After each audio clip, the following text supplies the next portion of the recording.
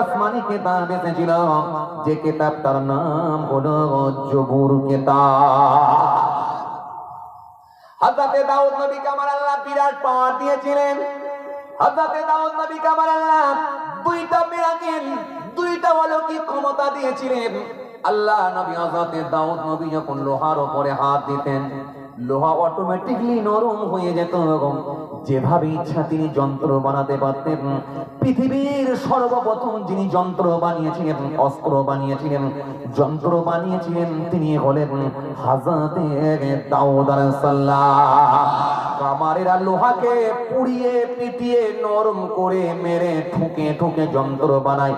হযরতে দাউদ নবীর আগুন লাগতো না, পেটাতে হতো না, নিজে হাতে করে তিনি যন্ত্র অস্ত্র বানাতে পারতেন। আল্লাহ তিনাকে পাওয়ারটা দিয়ে দিয়েছিলেন। এই জন্য প্রত্যেকটা নবী